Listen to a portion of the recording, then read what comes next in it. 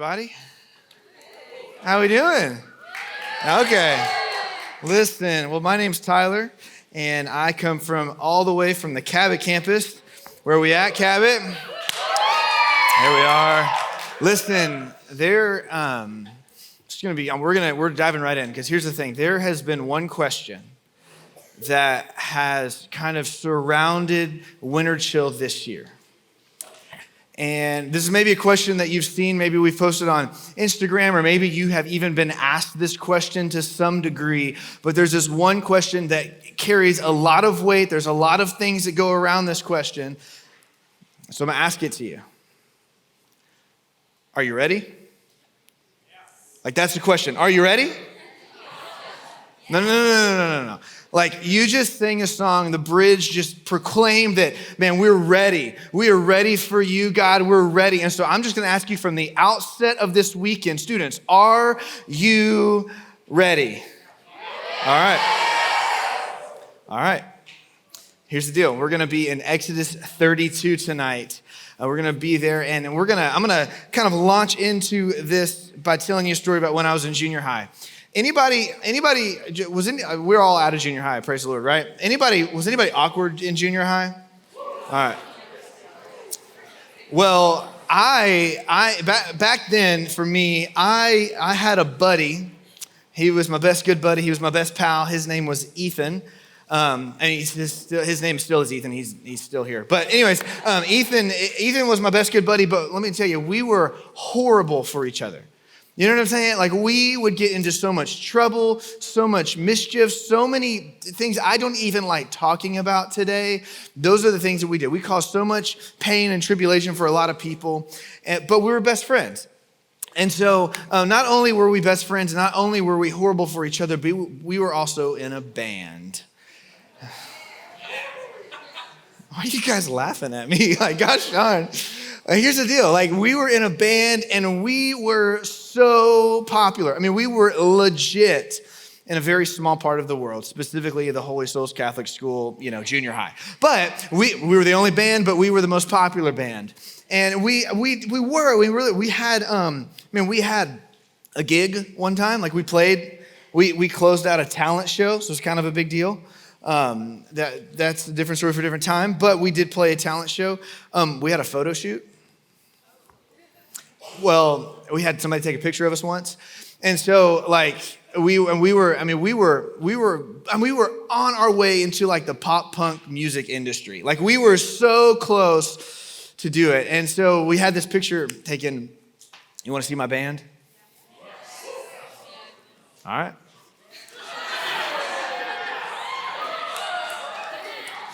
That's Ethan Hartzell on the drums, Tyler Kemp on lead guitar and vocals. And so you can for sure take that off immediately, if not sooner. Yeah. And so thank you. I knew it was going to happen. Thank you, Cameron. Appreciate that. But man, we were legit. I mean, we had a band name. Like, that's the thing that you need in a band, right? Our name was Set 7. I don't know what it meant, but we thought it was cool. So, man, we were my best good buddy. We're in a band. We played a gig. We had we had a photo shoot kind of, and we were just like, we felt like we were so cool. And so this one particular summer, my mom decided that she was going to take the family down to the beach, and she said, Tyler, you can bring a friend with you. I'm like, oh, you know who I'm going to bring? Ethan, like my best good buddy. And she was like, okay. And so we were headed down to Gulf Shores or Orange Beach, wherever it is we were going, and we started like driving in. And when you like go to the beach, you pass those stores, like it's like an Alvin's Island type of thing. They've got like 250,000 like souvenirs, like stuff, and you can get your name. You know what I'm talking about? So you get henna tattoos there. Well, if you go all the way to the back of those shops, there is an airbrush tattoo stand. And so we passed that store and we're like, dude, we've had a gig. We've had a photo shoot. You know what we need now? Merch. All right, so we've got to get some merchandise. We got to get promo. We've got to have a Set 7 t-shirt. This has got to happen. So we lose our minds about this thing. And we tell my mom, like, Mom, listen. This is really important. We can just feel it. We can taste it. We almost have a record deal. We're almost in the pop punk music industry. It's where we want to be. We have to get a shirt. Like, this is what we have to do. And she's like, of course. And so absolutely, we're going to take you to get a shirt. And so I was like, Mom, can we please get a shirt? She was like, absolutely. I promise you by the end of this trip, by the time that we're through here, like before we go home, we will take you to get a shirt. We promise that we will take you to get a shirt. And we were like, come on, that's awesome. And so like day one happens and she's like, we're not going, we'll go sometime, but we're not going today. We just got here. So day one, we're at the beach, we're hanging out, having a good time. Day two, we don't go. Day three, we don't go. Day four, we still haven't gone. I'm like, hey, Mom, this band thing is really kind of taken off for us. We would really, really like to go get these shirts. And she was like, I promise you we're going to go, but we're not going to go today. And I'm like, Mom, but listen, like this is a big deal for us. And she's like, look, I promise you, before we leave this trip, we are going to go get those shirts. I was like, okay. I was like, but I don't want to bother you, Mom. Even you brought us here. I don't want to be I don't want to disrespect your time. I was like, me and Ethan, we can just go get the shirts ourselves. And she said, absolutely not. Weird flex, Mom, but okay. Like, she was like, no, listen, like you like it's 2 miles away. You've got to cross 6 lanes of traffic. You're 12 years old in a city that you don't know anything about with people you don't know anything about. You cannot go there. By no means will you go there by yourself. So the next day, Ethan and I decided that we're going to go to the store, and they go to the beach and we take off and we're going to the store and we walk in and here's the thing. She was like, we just needed like a taste. Like, you know what I'm saying?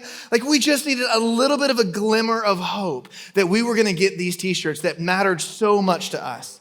No matter how much my mom promised, it was like, we just needed to just at least talk to somebody about making shirts. Like we want to make sure there was enough shirts in supply. We want to make sure they didn't run out of airbrush, materials. Like we just made it to make sure that we had it, right? And so we go to the store, we talk to the guy, and I'm sure we look like some, goons walking in, but we're like, oh man, we've got a band. He's like, I'm sure you do. And I'm like, we're really close to stardom. He's like, right. And so we're walking, we're like, man, talk to us about these shirts. And he's telling us, and we're like, oh man, we need to know how much they're. How much are they? Like $15. Like, oh, sweet. Okay, we got this. All right, so we go back home after we feel settled. We go back to the condo, and they didn't know that we were gone. And so they come in, we're doing dinner. And my mom was like, hey, I just want you guys to know we're so proud that you guys have been so patient and so understanding. And we're like, we get that, And she was like, hey, I know we've said we were going to go. We're going to go tomorrow to get your, and because you have been so good, you've been so patient, we would actually like to pay for the shirts for you. And we're like, oh, Mom, way to be. Like, that's awesome. And she was like, how much are they? And Ethan said, they're $15. And my mom said, how do you know that? And he's like, well, we went today.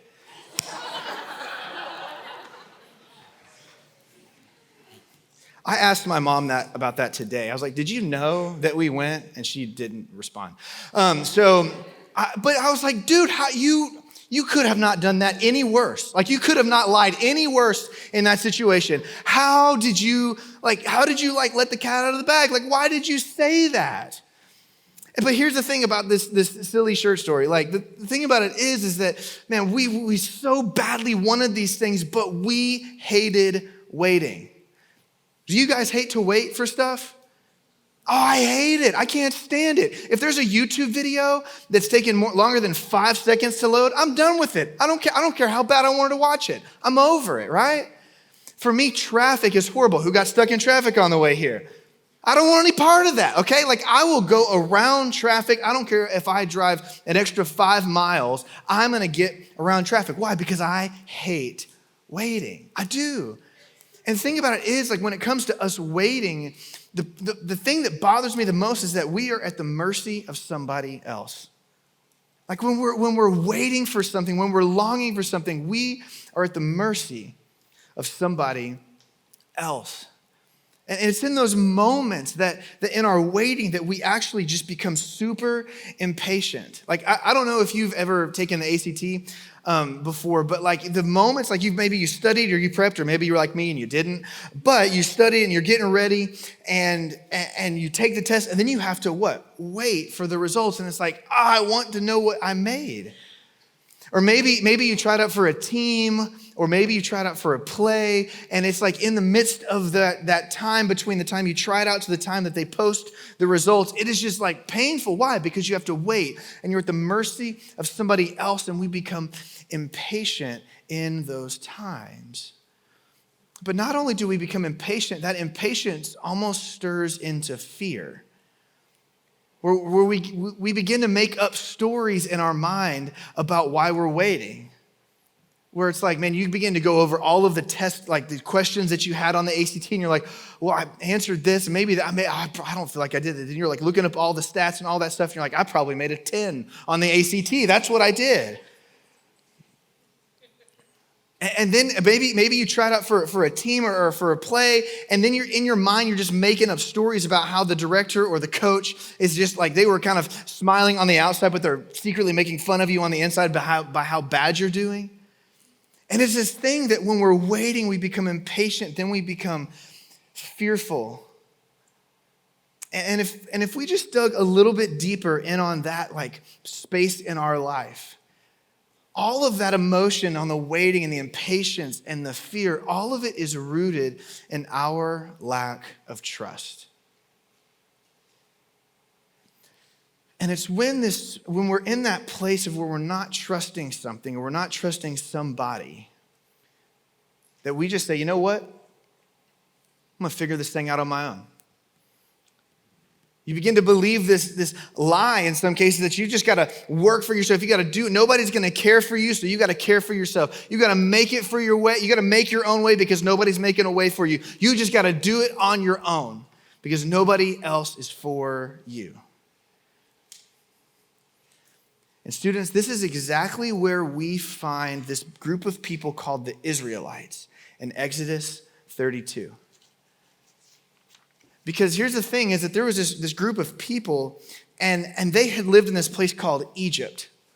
And they had lived there for 400 years, and when they moved there, everything was awesome. I mean, it was the best. I mean, they were fruitful, and they multiplied, and their nation began to grow, and they had hundreds of thousands of people, and even more than that. And so many people called themselves Israelites. But not only that, not only were they fruitful and they multiplied, everything is going really good for them, God looks down on them and says, you are my chosen people. Now, that's pretty cool. Like when God says, hey, I'm going to be your God and you are going to be my people. And so for this group of people, everything was awesome until it wasn't. Because there was this king, the king of like Egypt or Pharaoh, realized how blessed this group of people were. And he was like, man, we've got to do something about this. And so he then puts these people into slavery. And he makes their lives horrible. He makes their lives bitter. And then what happens through a miraculous wonder of God, God removes this group of people, his chosen people, from slavery, points them to the promised land in the craziest set of circumstances. And we find them wandering in the wilderness, but they're not just wandering around for nothing. No, God has pointed them in a direction called the promised land. And so what we have is this group of people, they've been given an identity. They've been called God's chosen people. But not only that, they have been like given a direction that they are going somewhere. And what happens in the midst of all of that for them, they like find themselves at the foot of this little mountain. It's called Mount Sinai. And because they've kind of lived in this particular culture for like 400 years, God is like, hey, we need to redefine our relationship. And so he uses this word called covenant. And then like at the foot of this mountain at Mount Sinai, something just miraculous happens. And this is before Exodus 32, but this is what it says. It says, on the morning of the third day, there were thunders and lightnings and a thick cloud on the mountain and a very loud trumpet blast, so that all the people in the camp trembled. Then Moses, who was the leader of the Israelites, brought the people, or the people of Israel, out of the camp to meet God. And they took their stand at the foot of the mountain. Now, Mount Sinai, get this, was wrapped in smoke because the Lord had descended on it in fire. The smoke of it went up like smoke of a kiln, and the whole mountain trembled greatly. And as the sound of the trumpet grew louder and louder, Moses spoke, and God answered him in thunder. The Lord came down on Mount Sinai to the top of the mountain, and the Lord called Moses to the top of the mountain to meet, and Moses went up. So what we see, this is what we have. We have a group of people, an entire nation of people at the foot of Mount Sinai. And God descends on the mountain right there in front of them. And I haven't said this yet or in any of the times I've been working through this, but the picture I have in my mind is picture of Pinnacle Mountain and just sitting at the bottom of it and looking up and seeing just smoke wrapping it around all the way around. And there's fire and there's thunder and there's lightning all right there. And the people of Israel are sitting right there and they're looking at the wonder of the presence of God. It's right there in front of them. They can see it right there. Not only did they see it, they felt it. It said that the mountain, what did it do? It trembled. And they heard it. They heard the trumpet blast. And then Moses calls out to God, and God answers back in thunder. You're going to have to change your loincloths if that happens here. You know what I'm saying? That's the big deal. The presence of God is right there in front of them. It's right there. And so because Moses is called up to the mountain to get this new terms of this thing called the covenant, he goes up 1 day, 2 days, 3 days, 4 days, 5 days, 6 days, a week, 2 weeks, 3 weeks, 4 weeks, nothing. They don't hear from Moses. They don't know what's going on. 5 weeks, 6 weeks is where we find them. And still Moses has not come back down from the mountain. And what begins to happen to the Israelites? All that excitement, all of that zeal from being set free from slavery and being led by God into the wilderness by a pillar of fire and a cloud and crazy stuff like that. And they were hungry and just like bread just kind of popped up everywhere on the ground in the morning. That's a crazy thing. And then the presence of God is right there in front of them. And all of that excitement and all of that zeal and all of that zest that they have for the Lord begins to wane. Why? Because they have to wait. And they're waiting, and they're waiting, and they're waiting. And then what happens? They become impatient. And that impatience then turns to fear. Why do they have that? Because they don't trust God, who has called them his people. So what do? They make their own way. They try to figure this thing out on their own. And this is what happens. So when the people saw that Moses delayed to come down from the mountain, the people gathered themselves to Aaron, who was Moses' right-hand guy, and said to him, "Up, make us gods who shall go before us. As for this Moses, the man who brought us up out of the land of Egypt, we do not know what has become of him." Students, the presence of God is right there on the mountain. It is right in front of them. And they're like, 6 weeks later, I don't know. We don't know what happened to Moses. We don't know what's going on. And so they begin to forget who they are. They forget who's right there on the mountain in front of them. They forget that they are God's chosen people. Now, sorry about that. You would think that somebody, perhaps the second in command, perhaps Aaron, would be like, "Oh man, it's only been kind of 6 weeks and the presence of God is kind of right there. We've seen some crazy stuff over the last couple of years. Have we not? Maybe we can just kind of press the brakes on this whole make gods for ourselves and maybe we just wait just a little bit longer." But that's not what happens. This is what happens. So Aaron said to them, "Take off your rings of gold that are in your ears of your wives and of your sons and of your daughters and bring them to me." So all the people took off the rings of gold that were in their ears and brought them to Aaron. And he received the gold from their hand and fashioned it with a graving tool and made a golden calf. And they said, this is the people of Israel, God's chosen people. This is what they say. "These are the gods. These are your gods, O Israel, who brought you out of the land of Egypt." Not only did they forget who they are, God's chosen people, They didn't forget kind of where they came from, but they certainly forgot who brought them out of where they came from. And they certainly forgot where they were going. They forgot who they are. They forgot whose they are. They forgot where they came from and where they're going. And the presence of God is right there in front of them. They can see it. They felt it. They experienced it. But they missed it. Now, before we think these Israelites are just stupid or silly or whatever, maybe we just need to take a step back for a second. Because I want to take us even further back to the very beginning of the Bible, to the first sentence of the Bible, and this is what it says. In the beginning, God created the heavens and the earth. Now, a couple years ago, my wife and I, we were going to go on a trip. And we had a friend of ours kind of suggest, kind of do this thing, but we were flying into San Francisco, and we wanted to end up in LA. And so our friend was like, hey, if you fly into San Francisco, there's a road that connects San Francisco and LA, and it's called the Pacific Coast Highway. And you can go down this road, and it is like right on the coast. And so what it is if you go south on the Pacific Coast Highway, which is the farthest west like highway that there is on the continental United States.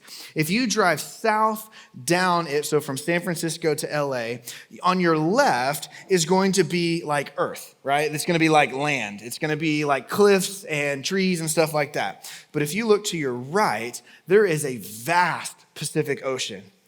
And there's like cliffs and there's beaches, and it is the most beautiful thing. Actually, it kind of started, at the beginning of our trip, kind of looked like this. So we started the Golden Gate Bridge right there. And so you can see, I mean, this was taken on like an iPhone 6. So like it was really pretty, you know what I'm saying? And so we started here, and then as we made our way down, this is what we saw. And then this is what we saw. And then this is what we saw. I mean, just some of the most beautiful creation that you can see. I mean, for miles and miles and miles, we are in the, like, just the creation that we're in God's creation of land and water and ocean. And it was so incredibly beautiful. But like right between San Francisco and LA, there was this little bitty town called Big Sur. And Big Sur, we is like this huge redwoods forest all in it. And we rented this little bitty cabin, this one-room cabin, and we spent the night there in the midst of this redwood forest. And there was this, they were like, hey, look, there's this beach in Big Sur that it's got a waterfall that goes right on it. You saw a picture of it just a second ago. I mean, it's just the most beautiful thing. It was the most beautiful trip. And so in the beginning, God created the heavens and the earth. He created this. I mean, it says that he kind of formed the world as we know it. He created light and he created dark. It says that he called it day and night. And then he created the sun, and that was going to determine the day, and the moon, that was going to determine night. And then he created the land, and he created the waters, and he separated them. And then he created the plants and the trees that we see. Then he created the birds of the air and the fish that swim in the ocean and the waters that we know of. But he didn't stop there, no. Then he created livestock, and he created animals. And then he created you and me. He created us as people in his image, kind of like that we were his chosen people with his fingerprint on us, created in his image. But even in the midst of God creating that, as we see in the Genesis narrative in Genesis chapter 1, God did create the heavens and the earth and the land and the water and the sky and all of that. But even in the midst of that, like, we have to understand that God created more than just that. Because in the midst of all of that, God created, and this even says it in the Bible, God created like plants and trees to create fruit and vegetables. But he didn't create it like just like, hey, there's going to be a fruit or a veggie and then that's it. No, he created them with seeds. And a lot of times we think seeds are just a nuisance, but think about what seeds are. They make the things that trees produce replenishable. Like God created the world to sustain itself. And he gave animals and people just the command to be fruitful and multiply so that we could sustain the world. Not only that, though, like God created all of those things, but even in the midst of that, God created movement. He created the planets in motion. So God created movement. But not only that, God created stillness. And God created dynamics. And God created creativity so that we could have culture, that we could enjoy art, that we could enjoy music. God created us as people with this thing in our head called a brain so that we can know knowledge and so that we could actually be creative the way that he is creative. And so even the shoes that you're wearing right now are a result of somebody's creativity, which was a result of God's creativity. Are you with me? And the sports that you play came from somebody's brain because they're creative, but that creativity found its beginning in God's creativity. And the clothes that you are wearing and the building that we are in and the architecture that we know of and everything that we see and everything that we experience come from God. Like everything that you experience and everything that you know all found its beginning in God. And everything that we see all reveal or point to a creator. It's a creator that we can't see, but we can see him in all of his creation. In fact, Romans chapter 1 puts it this way. For since the creation of the world, God's invisible qualities, his eternal power and divine nature have been clearly seen, being understood from what has been made, so that people are without excuse. And so what this is saying is like everything that you see and everything that you experience point to or reveal God. Everything that you are involved in and everything that you're experiencing comes from God. And it reveals a God that we cannot see. But we miss it every single day. The wonder of the presence of God, even though for the Israelites it was right there on the mountain, it is everywhere for us. But we miss it. A couple years ago when I was in college, I was dating this girl who is now my wife, and she is awesome. But we dated in high school and through college, and then I think got married. But by the time we were in college, we had been dating, 4 or 5 years at the time, I don't know.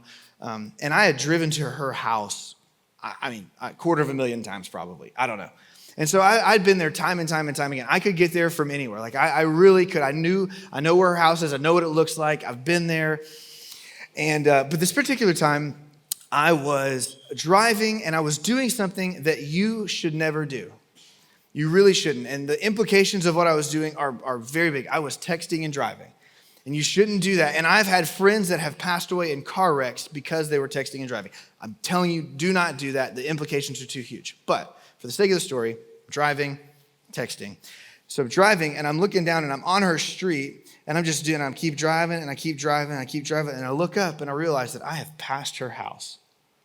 I've driven there so many times, but I've passed her house and I slam on my brakes and I look back and Allison's standing in the driveway with her arms crossed. And she's like, I can't. She saw me drive past her house texting on my phone.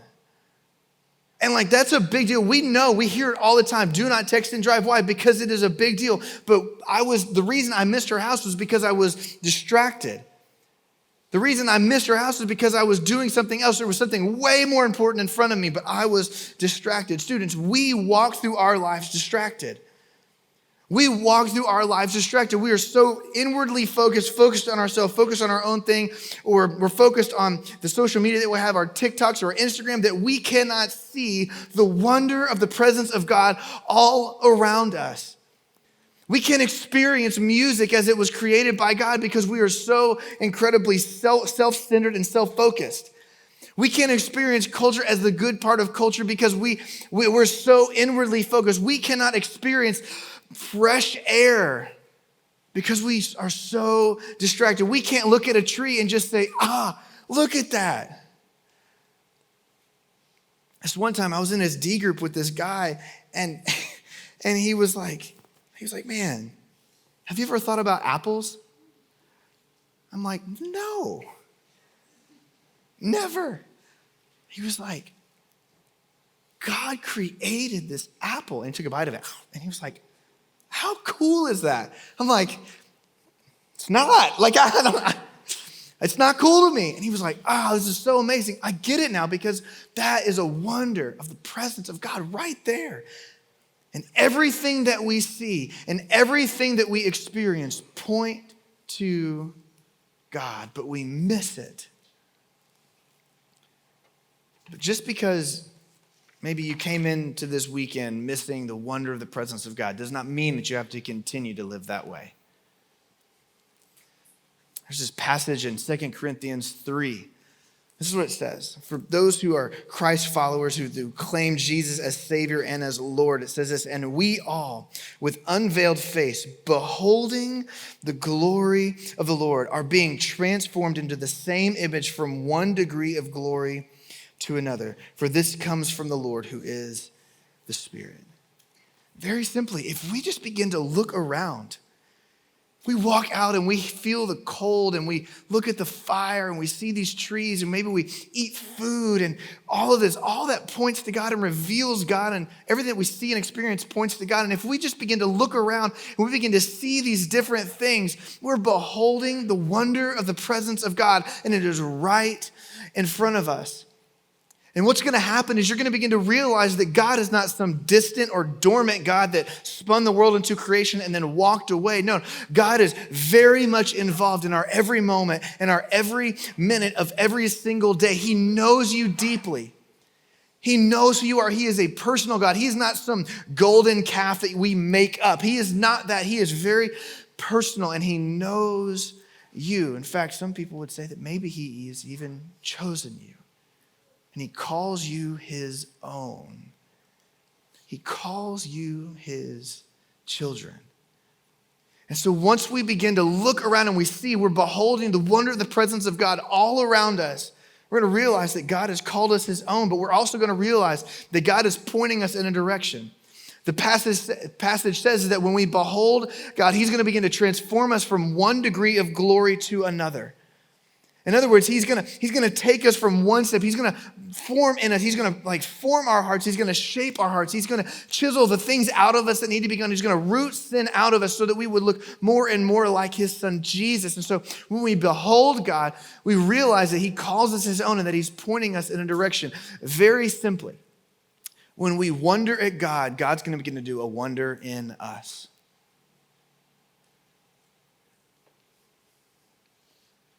When we wonder at God, he is going to begin to do a wonder in us.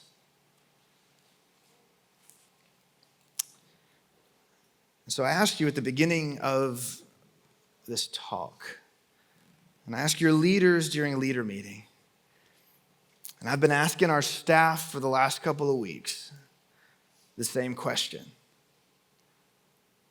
Are you ready?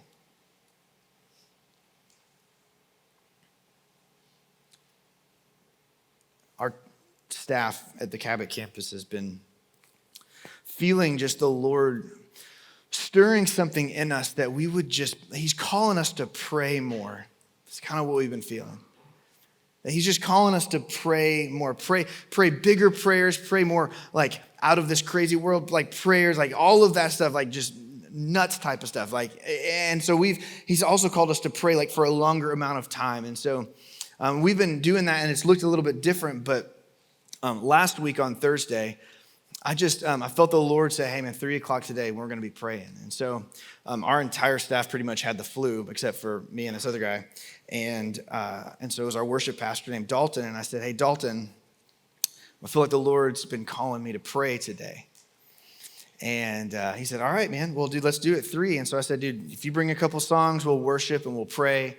And he's like, where do you want to do it? And I was like, well, we'll do it in our plaza. And in our plaza, there's these huge big windows that look out on the street where our church is. And so at 3 o'clock, we went there, and we had said, hey, we're going to be about an hour. That's kind of what we're going to do. And so we just began to sing and worship and really behold the presence of God and wonder at God and praying for this weekend and praying for our city and our people, that people would be saved, that just miraculous things would happen. And then he prayed this incredibly specific prayer.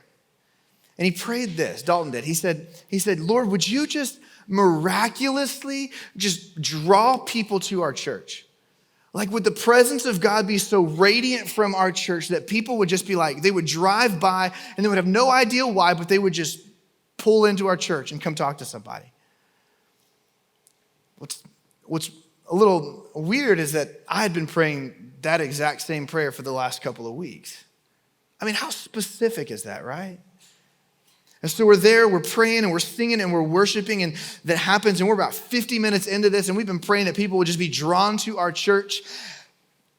And about 50 minutes in, I look up out of our window, and we both kind of felt like the Lord just told us to stop. And I look up, and there's a lady that had just pulled in, was walking to the door. They were fixing something on her car. She came in and she said, hey, who's the pastor here? I want to know service times, and we were able to pray with her. Well, won't he do it? You know what I'm saying? Like holy cow. It's like, man, we pray, we behold the presence of God, and he begins to do a wonder in us. What happens when God actually answers your prayers? You know what I'm saying? I'm asking you, are you ready to experience the wonder of the presence of God? Are you ready? Are you ready? And so yesterday, I told our team, I was like, hey, we'll be praying at 3. We're just going to be worshiping Jesus. We're going to be praying. And Dalton, again, prays that same prayer. God, would you just miraculously bring people into our church? Middle of our prayer, a guy pulls in to our church. And it come to find out that this is one of our staff members, family members, who we have specifically prayed for by name, who doesn't know Jesus. Won't he do it? Do you know what I'm saying? Are you ready, students, to experience the wonder of the presence of God? Because when we begin to behold God, when we begin to wonder at God, he is going to begin to do a wonder in you, and he's going to begin to do a wonder around you. So if you're ready, let's do it. Let's pray. God, we bless your name. God, we just come before you right now and say that we are ready. Collectively, as Winterchill 2020, we say we are ready to experience your presence. We are ready to behold you, to sing the gospel, to remind ourselves of how you have saved us. God, we are ready for you.